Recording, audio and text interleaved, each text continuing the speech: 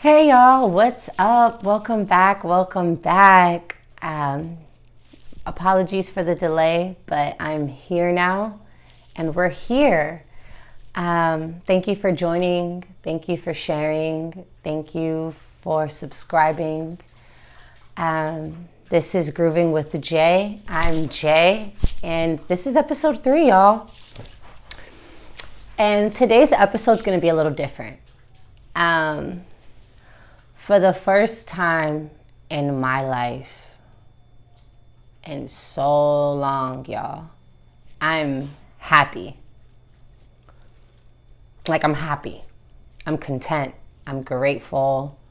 I'm excited for the future.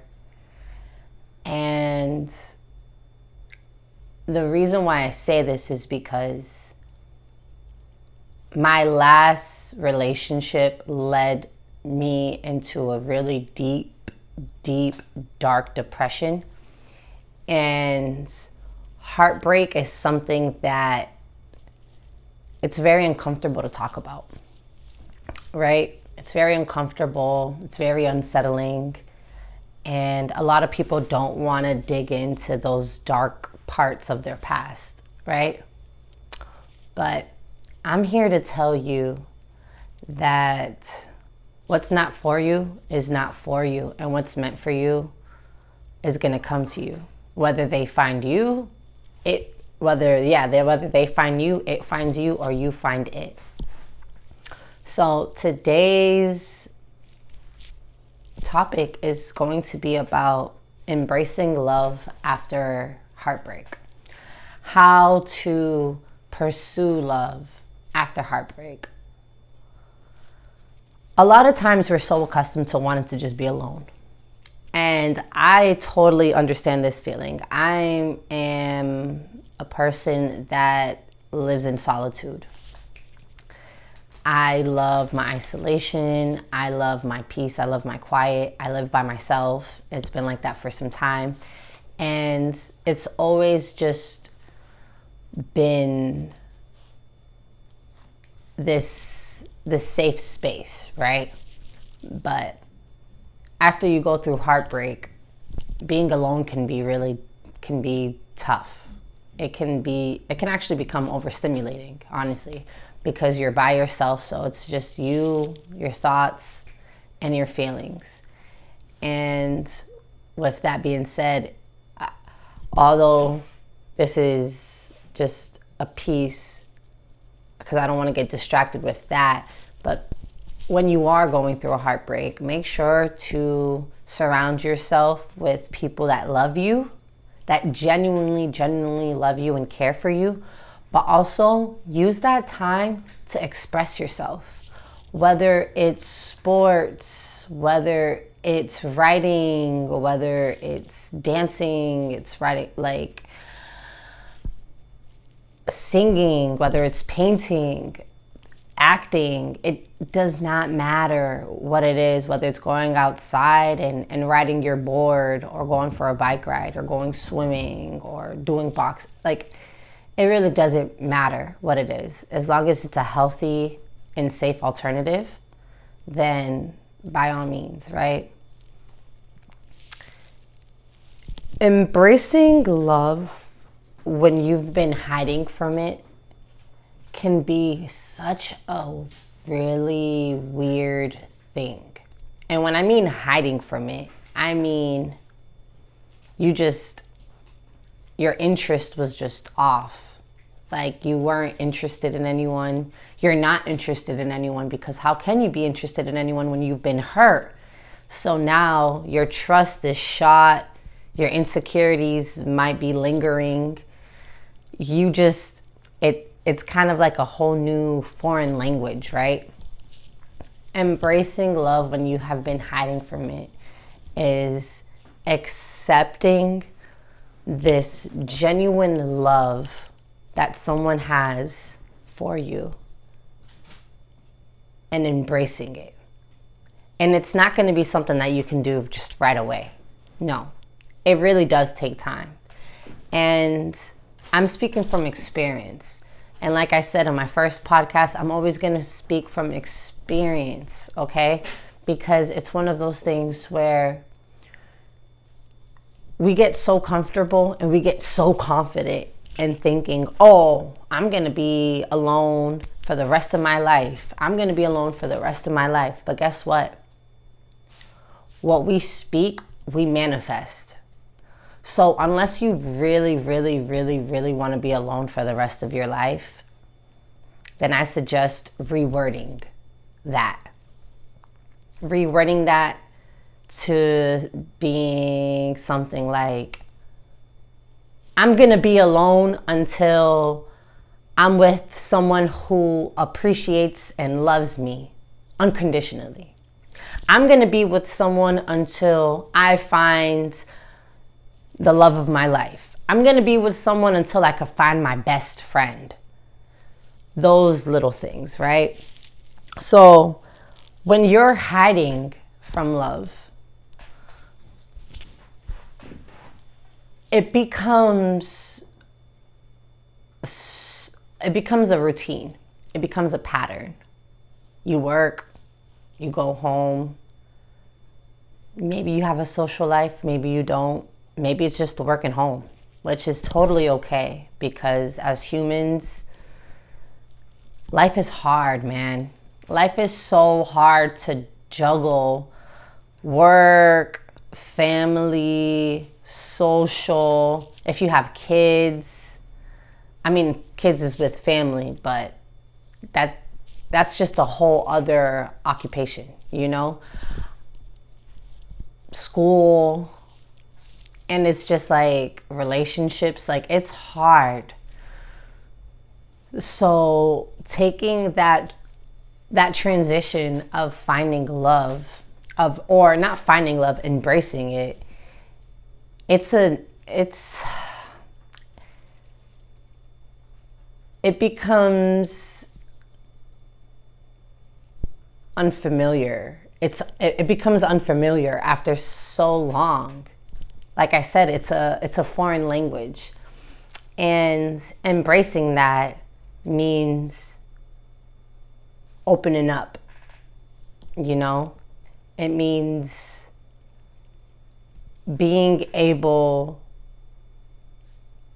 to try something, and you might not know the results, but the fact is that this one thing brings you so much joy and so much peace, and it feels just so organic that it's worth the risk at this point, right? New relationships are always going to be hard after a heartbreak, after a toxic relationship. Anything is going to be hard with that, right? So I think I don't know what the heck that was. And I'm going to keep these podcasts as organic as possible, because I'm doing them from my studio. So with that being said, back to what I was just saying. New relationships are always going to be hard. You're going to be scared. You might be a little intimidated. You might be unsure about how you're going to express yourself, whether you may feel like you're doing too much, or maybe you have triggers and you're not aware of all of them. So little things might start to pop up and you might feel overreactive, and then that might scare you. And I'm here to tell you that's okay. And the reason why that is okay is because after you spend so much time by yourself, once you are comfortable with yourself and you're aware of yourself, you're aware, not only you're aware of your body language, but you're aware of your reactions, your manic responses, your immediate responses, how your fight or flight mode reacts, how any of these responses are kind of gonna make you feel. That right there is going to help prepare you, because after being in your last relationship and then you having all of this time by yourself, hopefully you're giving yourself that time, right?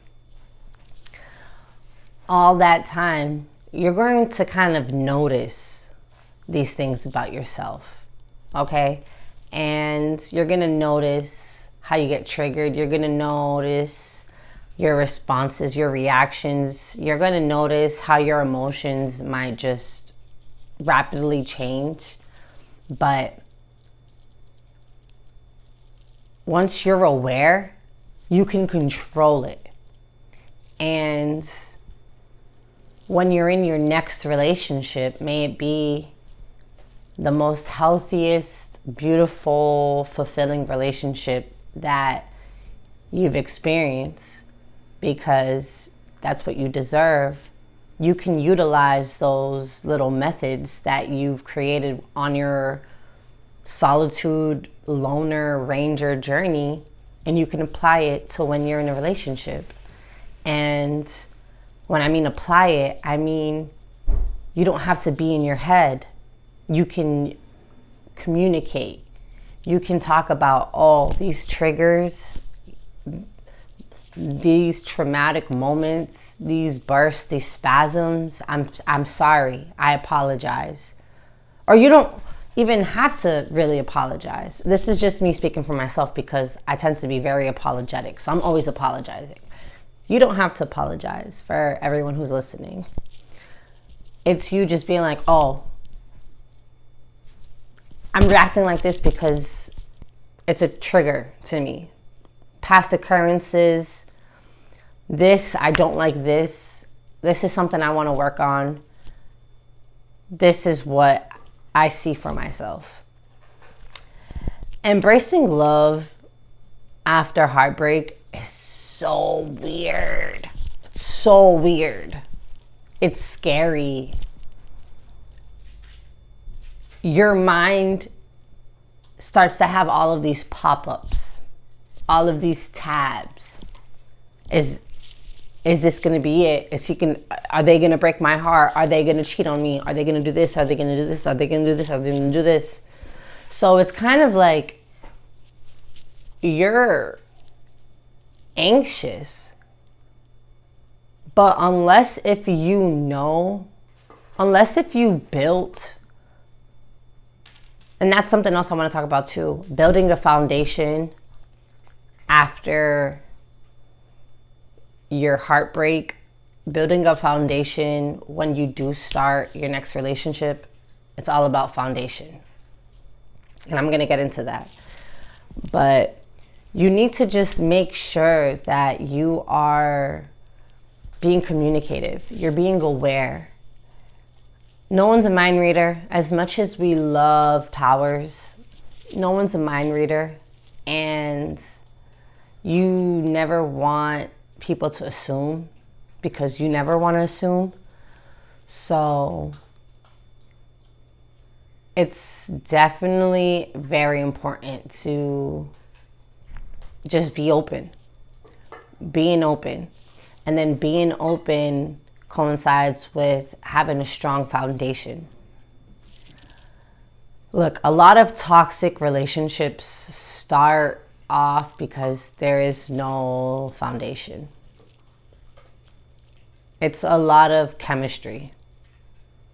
Chemistry is as, how can I even say this? I usually come up with a pun. But chemistry is as easy as it comes, like is that. It's chemistry. That's it. It's just chemistry. Chemistry can literally just be physical attributes. Sexual tension. Do you know how common that is? I mean, literally, you could put two attractive people into the same room and see how that goes, or any other way. Put a man and a woman into a room, may they have some type of attributes that they both find attractive. See where that goes.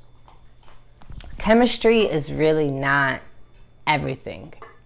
Compatibility is, though. Compatibility is, are you going to deal with me when I'm having a mental breakdown? Are you going to wipe my tears when I'm crying? Compatibility is, will you let me vent to you and then crack jokes with me right after? Compatibility is, will you accept me for who I truly am and love me for me? Or do I have to change? Chemistry is, there's a vibe. There's a vibe. Vibes come, vibes go. There's no longevity with chemistry. So if it's only chemistry, then chances are it's a toxic relationship. Okay? So that right there is, it's not suffice. You are not looking for just a one-layered relationship, okay? And embracing love after heartbreak, you're going to experience different situationships, different relationships. But knowing that one relationship, it will stand out, it will stick out.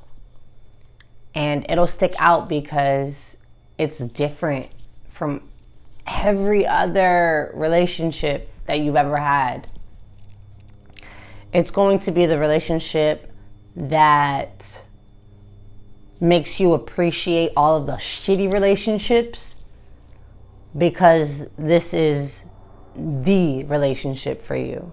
This is the one where you're with the person that loves you for all of you. You're with your best friend. You're with someone to where you guys can actually share this denominator of being in these relationships and suffering from all of these other difficult situations that just, unfortunately, life has. And that's fine. That's fine. But it's like, you have to be really patient with yourself.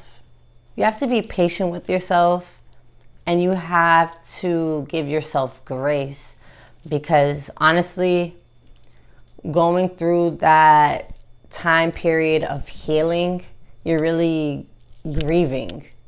Okay? You're grieving, and you need to be patient with yourself. Because if you're not patient with yourself, then you will find yourself in the same situation. Different person, same situation. And it's not worth it. It can be really hard. It can be really hard when you're unsure of what to do next. That goes for anything. Relationships, career, friendships. Like, it doesn't matter. But once you find what brings you peace and joy in that time frame of your healing, once you get back in tune with yourself, then you'll be able to see that love is the most beautiful thing in the world. And it's really the thing that's needed the most. So once you can build a foundation with someone, after being hurt, after suffering, after not being sure, it's probably one of the most therapeutic things. And you have to allow yourself to be embraced. You can't be closed off. And that's hard because you were hurt in the past. But this isn't the past. This is now. And it can be hard. It can be hard.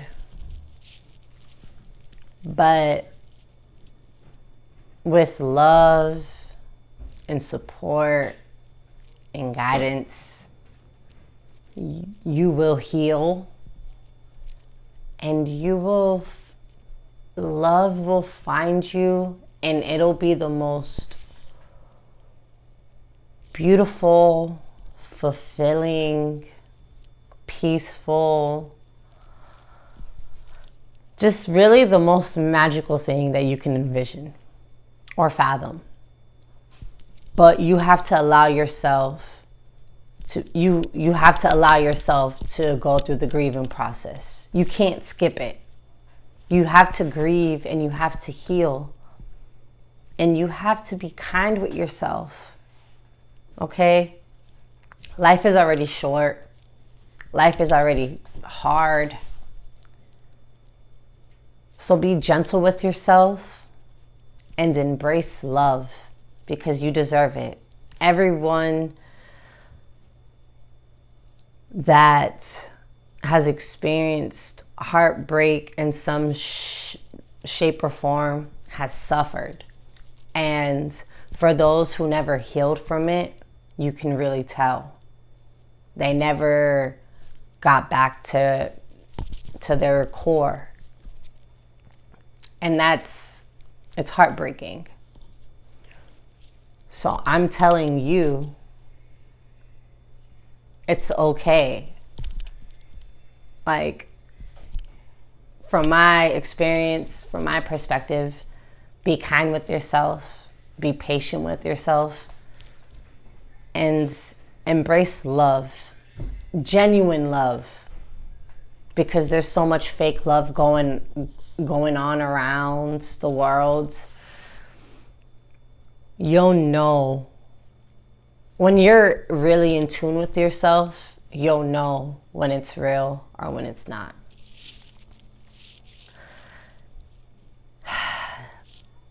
It's a very powerful thing to love. It's a very powerful thing to let go. This, like I said, this podcast was a little bit more different, but I really felt like I had to talk about this. And it's just been... Shut the... I'm gonna have to cut that out. But yeah, thank you guys for joining. Thank you guys for being here. I'm really grateful for y'all, and I'll see you guys next week. But yeah, life is hard. Life is tough. Love is hard. Love is tough. But it's the most rewarding feeling in the world. And it's worth it. Thank you guys. Thank you gals. Thank you any and everyone that watched this podcast. Like I said, this episode was going to be a little different. But I really wanted to share and talk about embracing love.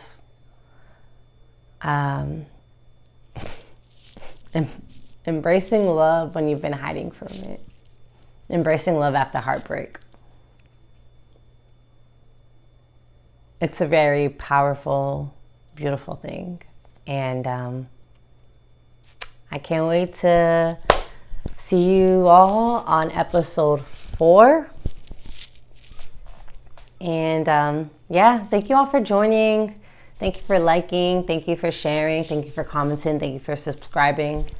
I'm going to try to get a system going my background and all that stuff, because I'm still kind of new to this. But like I said, I want to be true to this. So thank you all, and I hope everyone has a beautiful week. Take care, and until next time.